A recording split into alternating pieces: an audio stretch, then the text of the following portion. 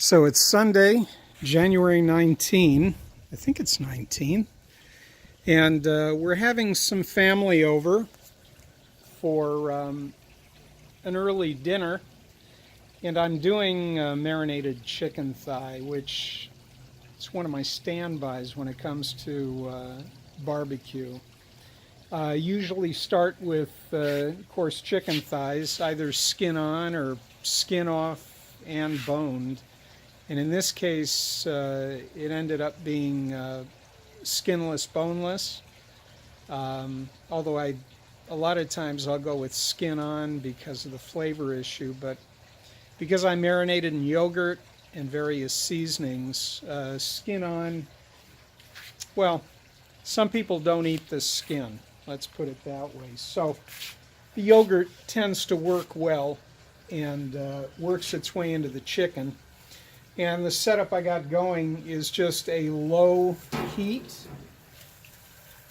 very low heat. And I've got my Smoke Chief cold smoker going. Puts out a ton of smoke, and when I close the barbecue hood, it'll bring that smoke back onto the meat. It's really cranking out right now. I just replaced the fan on that unit.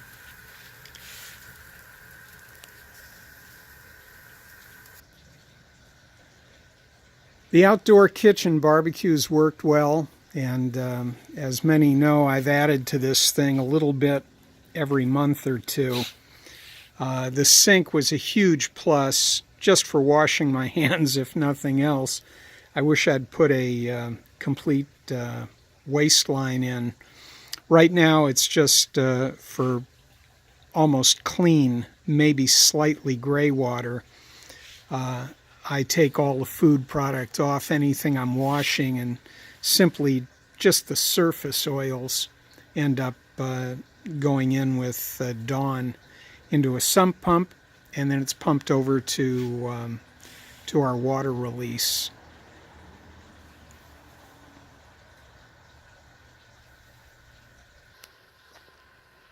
As usual, I try to keep the fridge stocked for all of my friends that enjoy beer. We got some Corona and Fat Tire right now. I think I have some Heineken in the back. Yeah, I do. I see it back there. Just grab one of the Fat Tires. I try to keep the inventory up. I'm not the big drinker in the family. Neither is my wife, but we respect everybody that enjoys a good cold beer, which I do. Just want to get a look at the smoke. No, it's still going. The way I run the barbecue when I'm doing meats like this, if it's going to be a low and slow, or slow and low, or however, I do run, if you can look in the back there, you'll see the rotisserie gas bar, and I run that on its lowest setting. The grills, and on this Fire Magic I've got 4 grills at the bottom, controlled by 2 valves. This valve over here on the right, this one is for the rotisserie.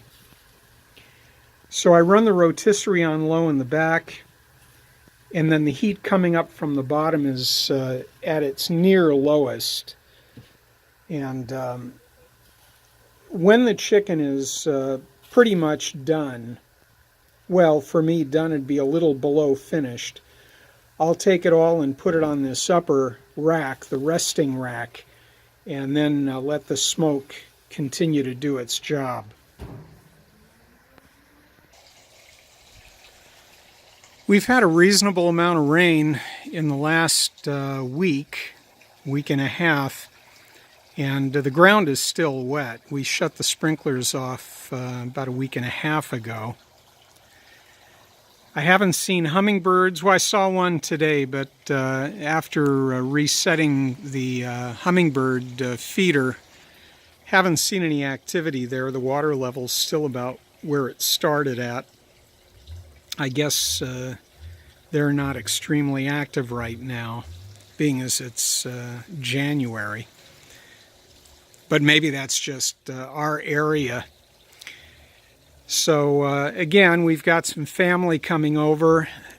My youngest just spoke with her husband, who's on deployment right now, and thought I'd run this tape for him as much as our family and friends.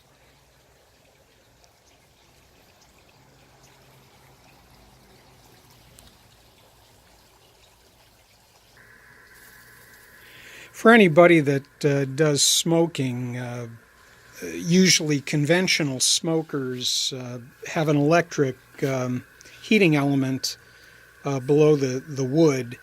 This is a Smoke Chief smoke generator, used a lot for cold smoking, and you put the pellets down this tube.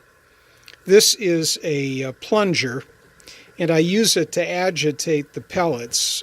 The unique maintenance requirement on this type of a unit that I've found is that number one, creosote builds up in the exit tube right here.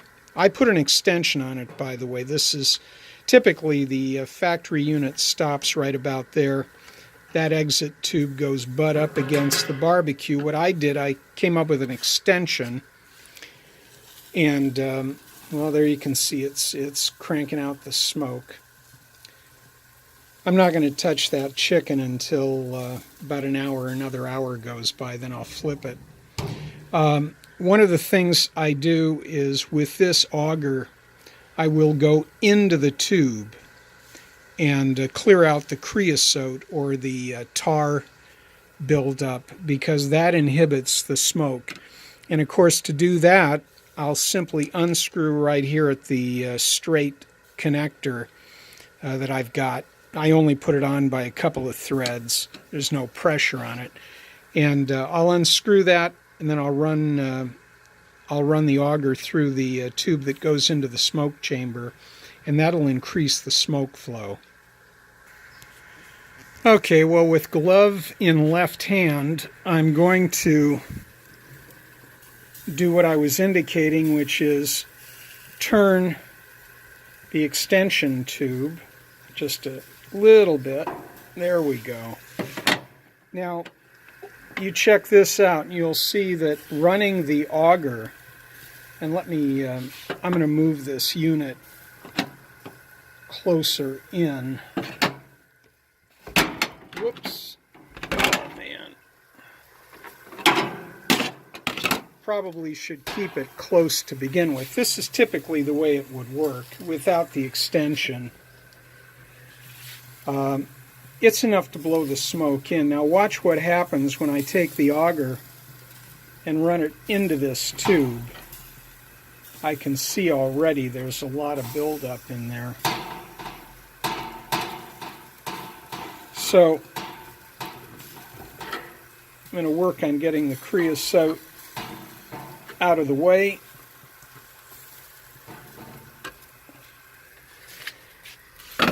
This time I won't put the extension on.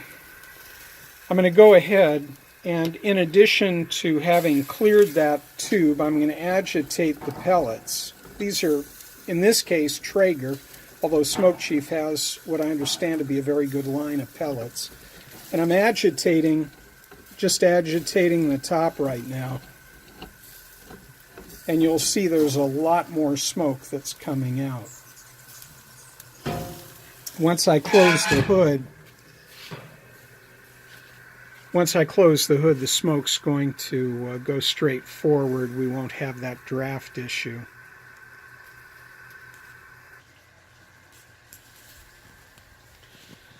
Well, that's it for right now.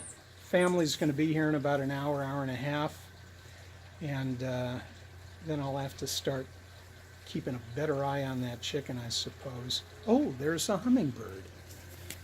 Well, I see what's going on. That's that hummingbird that's got residence in the tree straight ahead. I've seen that. It looks like it is an adult.